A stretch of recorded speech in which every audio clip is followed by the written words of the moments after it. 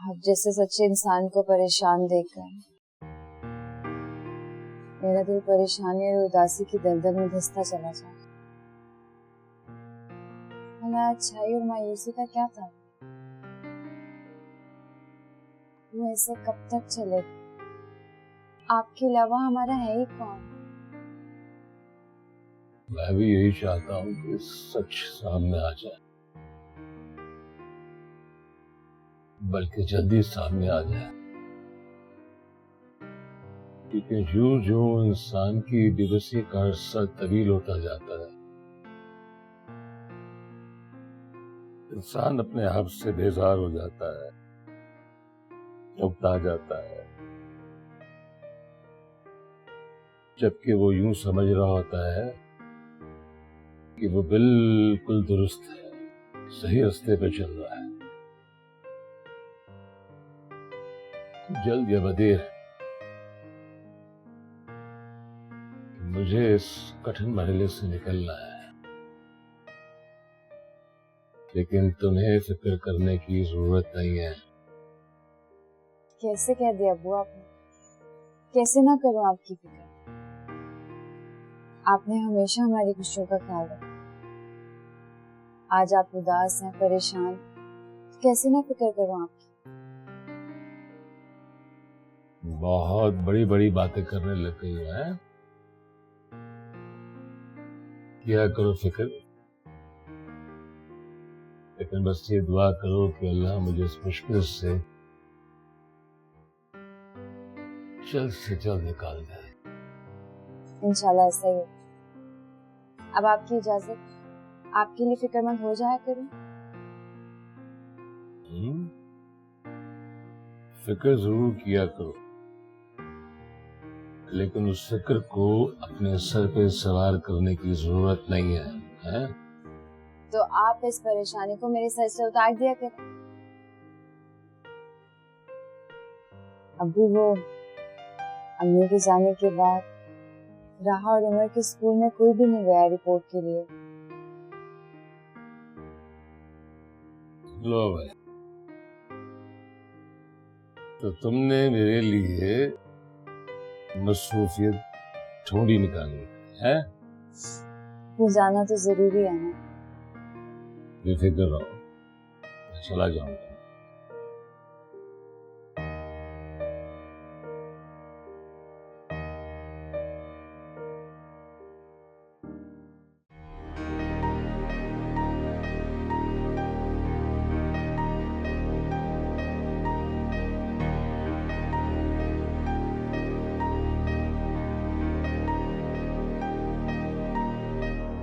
तुम जानते हो एजुकेशन कितनी इंपॉर्टेंट है तुम्हारे लिए?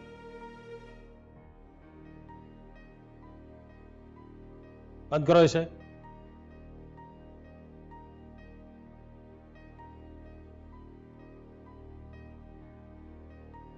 एक्सक्यूज मी डैड, मैं तुम्हें थोड़ी देर में फोन करता हूँ, ठीक है?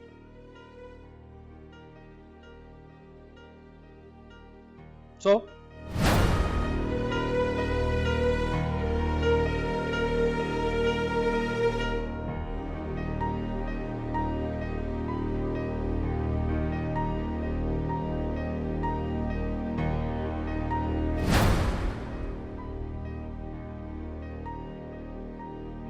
ये सब क्या है? ये किसी मुश्किल में है? कोई प्रॉब्लम है इसे? तो तुम इसे कुछ जरूरत से ज्यादा लाइटली नहीं ले रही? तो लाइटली लेने वाली बात नहीं है क्या ये? नहीं, हरगिज़ नहीं, हरगिज़ नहीं है। ये नॉर्मल बिहेवियर नहीं है। ऐसी भी कोई बात नहीं है। ये तुम कह रही हो? मुझे ये मामला सीरियस लग रहा है।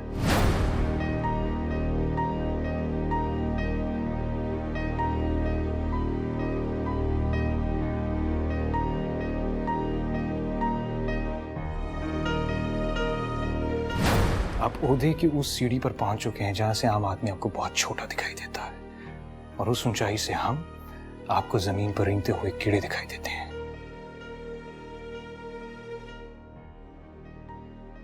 होश में हो तुम? किस लहजे में बात कर रहे हो तुम अपने बाप से? हाँ तो निकाल दीजिए मुझे भी इस घर से। आपके लिए मुश्किल क्या है डैड?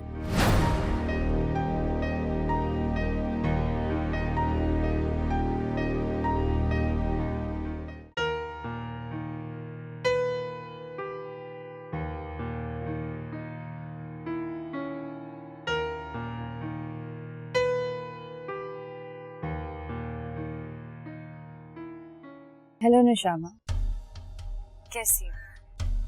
आजकल तो बहुत खुश होगी। ओ यमुना, आजकल की खुशी से क्या मुराद? अरे निशामा, अयाज ने तुम्हारा मसला जो हल कर दिया। मेरा मसला? हाँ क्यों नहीं, कितना अच्छा है ना अयाज, तुम तो जानती ही हो। हाँ क्यों नहीं, इतना अच्छा तो है अयाज। तुम्हें नहीं लग रहा कि सब कुछ बहुत जल्दी हो रहा है? कोई अच्छा है या बुरा, इसका फैसला इतनी जल्दी कैसे किया जा सकता है? क्या मतलब है तुम्हारा? मतलब ये कि फैसला तो तभी होगा ना जब तक दोनों साथ नहीं होंगे, चाहे कुछ वक्त के लिए ही सही। ये तो अयाज के ऊपर है ना कि वो किसका साथ चाहता है। हाँ सही बात, फैसला तो अयाज ही करेगा कि उसे किसका साथ चाहिए। वैसे नशाबा, ये तो बताओ कि मामला कितने में तय पाया? तुम कहना क्या चाहती हो? कुछ ज्यादा नहीं, बस इतना कि तुम हर चीज की कीमत लगाती हो। आदत है ना तुम्हारी, तुम्हें याद है तुमने मेरी भी तो कीमत लगाई थी। कितनी खूबसूरती के साथ तुमने मुझे अयाज से अलग कर दिया था। फॉर्मूला अब भी वही है यमुना, मगर कीमत तुम्हारी सोच से भी ज्यादा की है। Any problem? मुझे कोई प्रॉब्लम नहीं है, तुम्हारे लिए तो ये कारोबार है जिसमें उतार चढ़ाव आते रहते हैं, कभी प्रॉफिट कभी लॉस। मैंने आज तक कभी घाटे का सौदा नहीं किया, बात चाहे कारोबार की हो या दिल की। अब तक तो तुम्हें समझ में आ जाना चाहिए ना। मेरे ख्याल से तो आ भी गई होगी। मुझे ऐसे फैसले दिल से करने की आदत है, दौलत से नहीं। अफसोस कि तुम अभी तक ये बात नहीं समझ पाए, लेकिन जल्दी समझ जाओगे। बाय।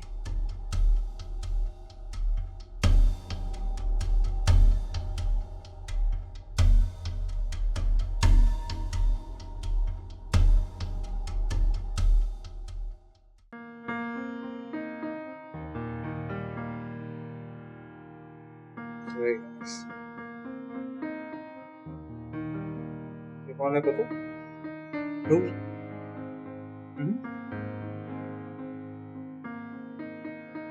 चलो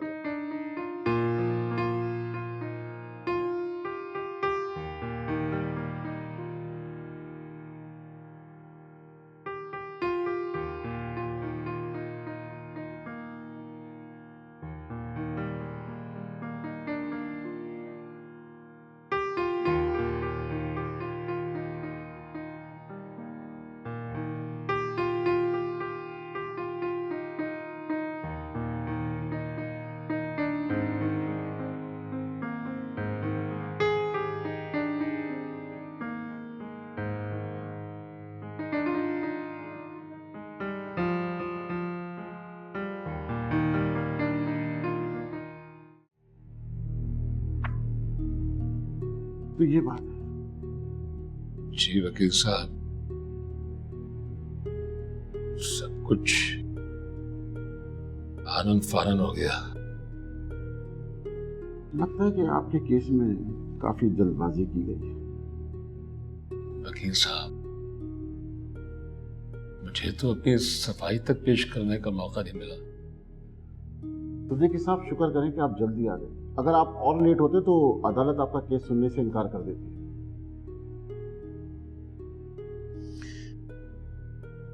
वकील साहब, आपके ख्याल में हमें पिटीशन कब तक दायर कर देना चाहिए? देखिए, इस केस में पहले ही काफी देर हो चुकी है, अब वक्त जाया नहीं किया जा सकता। मैं आज ही पिटीशन तैयार कर लेता हूँ, कल आप तशरीफ ले आए, कल इसे हम जमा करा देंगे। कामयाबी की कितनी उम्मीद है?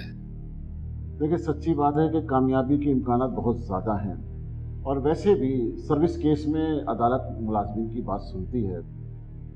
हाँ, अक्सर ऐसे केस दौलत इख्तियार कर लेते हैं, लेकिन हम अपनी पूरी तैयारी के साथ जाएंगे। एक छोटी सी अर्ज थी, दरख्वास्त थी। जी कहिए। मेरे हालात जो हैं इस वक्त कुछ अच्छे नहीं है, लेकिन फिर भी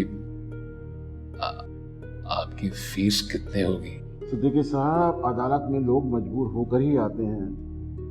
मुझे इस केस की प्रोसीडिंग में काफ़ी मेहनत करनी पड़ेगी, बड़ी जांफिशानी से काम करना पड़ता है इसमें। अब मेरी फीस तो बहुत ज़्यादा है, लेकिन आपके हालात भी ऐसे नहीं हैं, तो आप बस 2 लाख रुपए दे दीजिएगा।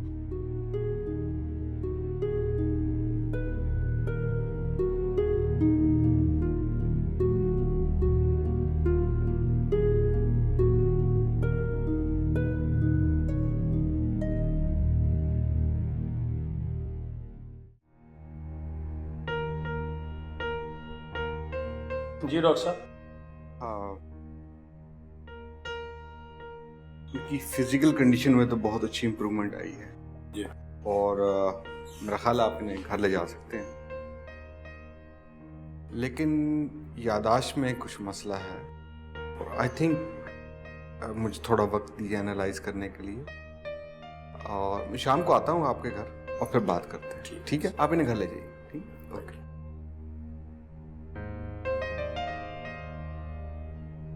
डोंट वरी, काफी इम्प्रूवमेंट नजर आ रही है।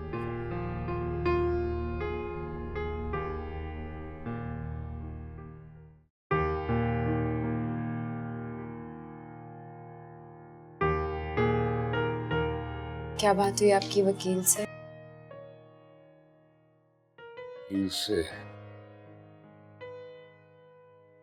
वकील साहब कह रहे थे कि फैसला हमारे हक में होने के काफी इम्कानात हैं, लेकिन 2 लाख रुपए लगेंगे। वो अगर केस का फैसला हमारे हक में हो रहा है तो रकम ज्यादा तो नहीं है? पैसे के बगैर हम सोच भी नहीं सकते बेटा।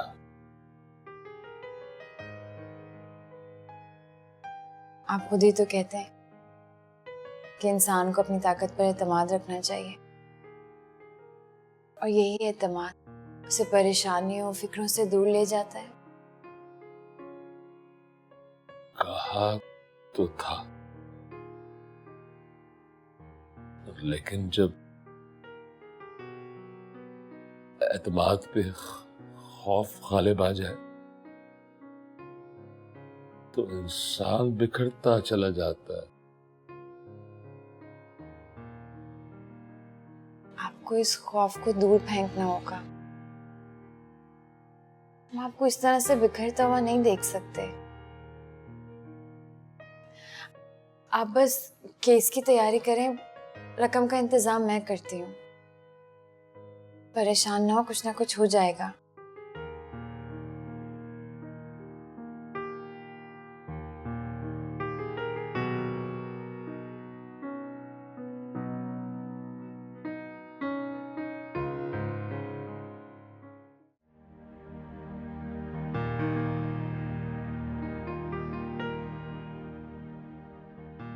मामा, अब आपको अपने इस बेटे की बात माननी पड़ेगी, वरना मैं रोहिल से कहूँगा कि वो हॉस्पिटल में ही रहे, क्योंकि मामा घर जाएगी। बोलूँ से? नहीं नहीं, अल्लाह ना करे, ऐसे तो मत करो ना। प्लीज उसे घर भेज दो, फिर मुझे जाके उसका कमरा भी ठीक करना है, और नूर मेरे साथ मिलके उसका कमरा भी तो सजाएगी ना, है ना नूर? बिल्कुल। हम जा रहे हैं, चले? हाँ हाँ बॉस, बिल्कुल बिल्कुल, आइए आइए आइए।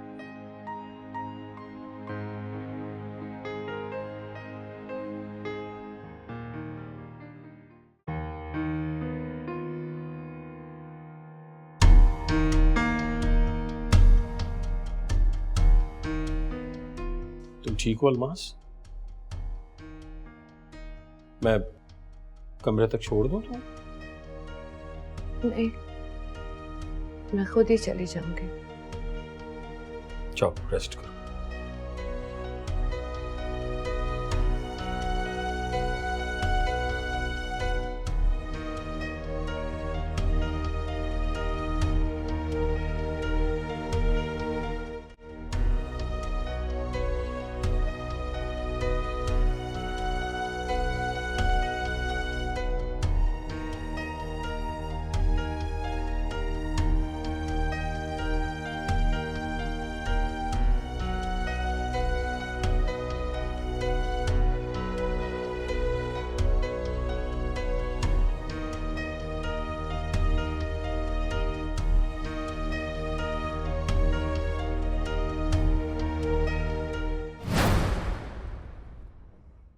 मॉम।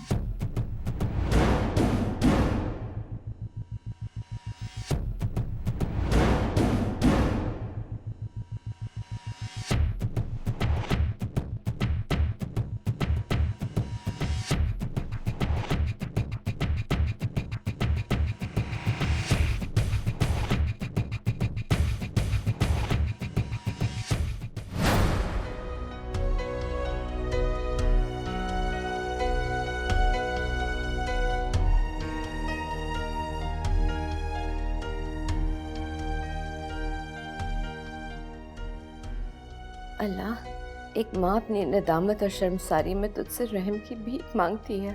मुझे माफ कर दो मेरे मौला, मुझे माफ कर दे। मुझे अपनी जिंदगी निहायत बेमसरूफ, खोखली और बेमायनी लगने लगी है। मुझसे बेशक मेरा हाफजा छीन ले, लेकिन मेरे बेटे को उसकी याददाश्त वापस कर दे मेरे मौला। मुझे तो आपने सारी नेमतें दी थी, मेरा बेटा मुझसे इतनी मोहब्बत करता है, इसका तो मुझे अंदाजा ही नहीं था कि उसने मुझे भूल जाने के लिए खुद अपनी याददाश्त की कुर्बानी दे दी।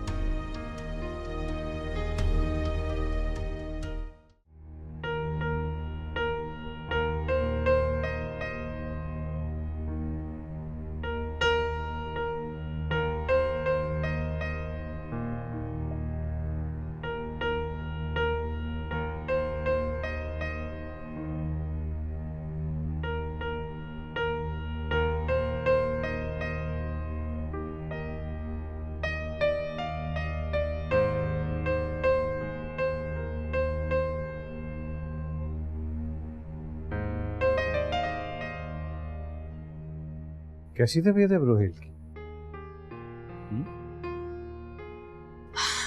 डॉक्टर फैसल ने कहा है कि रोहेल की रिकवरी अच्छी जा रही है, बहुत खुश हैं वो। उन्होंने तो मसूद अंकल से ये भी कह दिया है कि अब वो रोहेल को घर ले जा सकते हैं। That's wonderful. बहुत खुशी की खबर है। खबर तो अच्छी है, लेकिन डैड, उसको तो कुछ याद ही नहीं है। अभी वो सब कुछ भूल गया है। और डॉक्टर हारून जो रोहेल के साइकाइट्रिस्ट हैं, उनका ख्याल है कि रोहेल की याददाश्त आज भी वापस आ सकती है और एक लंबा अरसा भी लग सकता है डैड, लेकिन अभी तक कुछ भी फाइनल नहीं है। तो क्या सोच रहे हैं, कब तक रोहेल को घर शिफ्ट कर देंगे? आई थिंक कल तक। आई सी। लेकिन मेरे ओपिनियन में तो हॉस्पिटल में ज़्यादा बेहतर केयर की जाती है बनिस्बत घर के। ये बात तो है।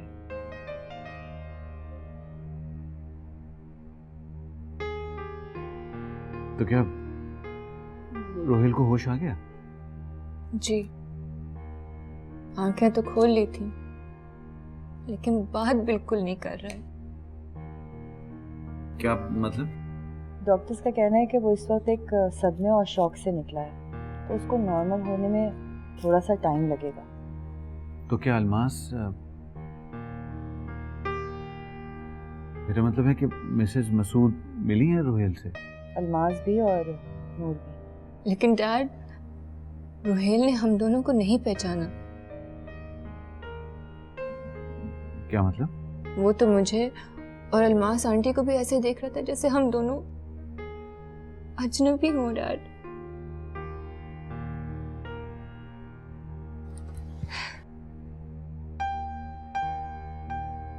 मैं देखती हूँ।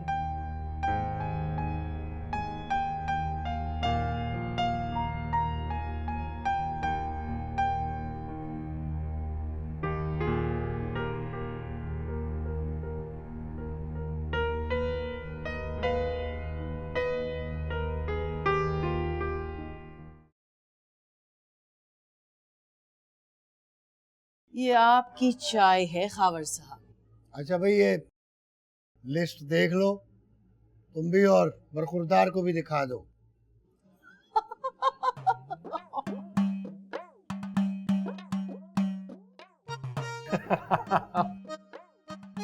देख ली तुम लोगों ने लिस्ट के नहीं? अब्बा जान, इसमें से 1 2 छोड़ के बाकी तो तमाम नाराज हैं। इन्हें मनाएगा कौन? ये लिस्ट आपको 2 माह पहले बनानी चाहिए थी। कम से कम उनमें से कुछ लोग तो मान ही लेते। वैसे अब्बा जान, ये लोग नाराज क्यों हैं आपसे? लड़ाई क्या है इनके साथ? ओ भाई, शादी के पहले दिनों में सब लोग इसी तरह नाराज होते हैं, तभी हमें पता चलता है कि कौन नाराज है कौन खुश है। जैसा कि मैं। आपको क्या हुआ? मैं नाराज हूँ, मैं नाराज हो जाता हूँ, मैं सख्त नाराज हूँ। हाँ, कोई तो वजह होगी। शादी के दिनों में लोगों के पास जा जा के उन्हें मनाना पड़ता है। अब इतनी दूर से तो मैं मानने से रहा। अच्छा बता देना, बताए क्या हुआ, क्या वजह है? तो पहले इन लोगों की नाराजगी का बताएं। तो बात यह है कि कुछ लोगों के बेटे बेटियों की शादी में मैं अपनी बीमारी की वजह से नहीं जा सका। मैं कहा भी था कि भाई वो मेरा खमीरे ऑपरेशन ला दो। अजवा तो वैसे ही बहुत महंगी हो गई है, इसलिए मैं खमीरा ऑपरेशन पे ही गुजारा कर रहा हूँ। और कुछ लोग जो हैं उनकी दावत तो थी शादी की, मगर मेरे पास पैसे नहीं थे इसलिए नहीं जा सका, इसलिए नाराज है। अब जैसा हमने किया है वो भी हमारे साथ वैसे ही करेंगे। चलो वजह तो पता चल गई, बहुत बुरी वजह है। आपकी क्या वजह है, अब आप बताएं। कब हमें बरखुरदार नया घर दिखाएं, मगर इनके कान पर तो जूं तक नहीं रेंगती। पता भी है कि बाप कमजोर दिल का आदमी है। तुम ही तो कहती हो कि अजवा महंगी हो गई है, इसीलिए मैं खमीरे ऑपरेशन के साथ गुजारा कर रहा हूँ। देखो रुकैया, ये अभी तक खामोश है, बताता ही नहीं कि कब हमें नया घर दिखाने लेकर जाएगा। अयाज, हम इतनी इम्पोर्टेंट बात कर रहे हैं, इतनी जरूरी बात कर रहे हैं, बेटा तुम कहाँ खोए हुए हो? जान, क्या मजीद अंकल भी नाराज हो? जाहिर सी बात है, मजीद मेरा भाई है, बहुत बड़े दिल का है, लेकिन कुछ कहा नहीं जा सकता। अच्छा, जो हाजिर मौजूद नाराज है उसकी फिक्र नहीं है, सिद्दीकी साहब की बड़ी फिक्र है। अब पता नहीं वो खुश हैं या नाराज हैं। भाई जो ऑलरेडी नाराज यहाँ बैठा है उसका तो कुछ ख्याल करो। लो, मजा लगे, लड़का पूरी बात सुन ले। अच्छा मैं समझाती हूँ ना, ले जाएगा आपको नए बंगले में। वो जरा मजीद भाई की वजह से परेशान है, मामू की वजह से परेशान है। समझाओ इसे, इसे अच्छी तरह समझा दो कि हमें वो मकान दिखा दे, मैं तैयार बैठा हूँ। और अगर मैं नाराज हूँ और ये नाराजगी जरा तवील हो गई तो ये मामला खराब हो जाएगा। जाओ समझाओ उसे।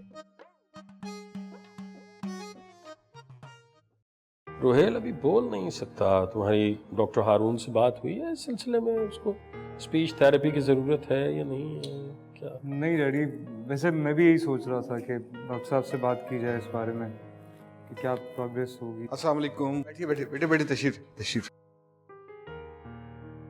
बहुत बहुत मुबारक हो। आज रोहेल अपने घर जा रहा है। दरअसल इतने बड़े एक्सीडेंट के बाद इतनी मामूली सी चोटें, ये दरअसल मुआवजा है। आपको बहुत बहुत मुबारक हो। अल्लाह का बहुत एहसान है डॉक्टर साहब। बस अब एक ही टेंशन है जी, एक ही दुआ है कि बोलना शुरू कर दे किसी तरह से। दरअसल उसकी याददाश्त चली गई है, उसके आने में कुछ वक्त लगेगा। इंशाल्लाह ठीक हो जाएगा, लेकिन वक्त कितना लगेगा ये मैं अभी नहीं बता सकता। डॉक्टर साहब, मैं और डैडी अभी बात कर रहे थे कि रोहेल की स्पीच थेरेपी कब से स्टार्ट करेंगे, क्योंकि 1 हफ्ता हो गया अभी तक उसने बोलना ही नहीं शुरू किया। I am really worried about that. Doctor साहब, स्पीच का मेमोरी से तो कोई ताल्लुक नहीं है। स्पीच थेरेपी नहीं, दरअसल वो अभी एक शॉक में है, उसे कुछ वक्त लगेगा स्टेबल होने में, और जैसे वो स्टेबल होगा तो उम्मीद है बोलना शुरू कर देगा। वैसे इसका मतलब ये नहीं है कि रोहेल अब मेरा पेशेंट नहीं रहा। मैं उसको हर हफ्ते आपको आपके घर पे आकर तंग करता रहूँगा। ठीक है मुंसर साहब? आई एम रियली ग्रेटफुल, जिस तरह आपने ख्याल रखा, आपके पूरे स्टाफ ने, आपने, मैं वाकई आपको बहुत शुक्रगुजार हूँ। अरे मसूद साहब, आप शर्मिंदा कर रहे हैं, इसमें शुक्रिया क्या बात। Thank you so much. दिल तेनू लभदा फिरे, पन्ना विच घुमदा फिरे, सजन तू आके मिले तो दिल मेरा दिलदार चले, ये दिल धड़कन के पार चले। तुझे ढूंढा रब के अंदर, कभी झांका सात समंदर, कभी दिल मस्जिद और मंदिर, मन घूमा एक बवंडर। मिल जा जिंद जानिया, हाय तेरी मेहरबानिया, ओ मिल जा जिंद जानिया, हाय तेरी मेहरबानिया। ओ दिल तेनू लभदा फिरे, ओ दिल तेनू चुमदा फिरे, सजन तू आके मिले तो दिल मेरा दिलदार चले, ये दिल धड़कन के पार चले। तुम्हारी और मेरी पसंद कितनी मिलती है। तुम्हें भी वाइट ग्लैडियोलस पसंद है और मुझे भी। रोहेल में मेरी जान है और तुम्हें भी वो पसंद। हम तो जैसे बेस्ट फ्रेंड्स हो गए। कभी कभार हादसा ना अपनों से मिला देता है, जैसे इस एक्सीडेंट ने तुम्हें और मुझे मिला दिया। बेटा, मेरी आंखों पे कभी पट्टी बंधी हो ना तो उसे हटा देना। काश कि तुमने पहले ही पट्टी हटा दी होती तो रोहेल का एक्सीडेंट ही नहीं होता। बस आंटी, मुझे यकीन था। बोलो, चुप क्यों हो गई? मुझे यकीन था कि मैं बहुत जल्द आपसे दोस्ती करने में कामयाब हो जाऊंगी, लेकिन फिर ये एक्सीडेंट। चलो, दोस्ती हो तो गई ना। अच्छा बेटा, तुमसे एक चीज रिक्वेस्ट करनी है मुझे। कैसी रिक्वेस्ट? रोहेल अब घर आ रहा है और जब तक वो ठीक नहीं हो जाता तुम उसके साथ रहना। उसे तुम्हारी बहुत जरूरत है। You need to be with him. आप बिल्कुल फिक्र ना करें आंटी, मैं रोजाना आपके घर आऊंगी। इनफैक्ट लंच और डिनर आपके घर पे करूंगी। खर्चा थोड़ा ज्यादा हो जाएगा, सोच लें। तुम एक बार मेरे रोहेल को ठीक तो हो जाने दो, फिर मैं इस खर्चे को घर का मुस्तकिल हिस्सा बना लूंगी।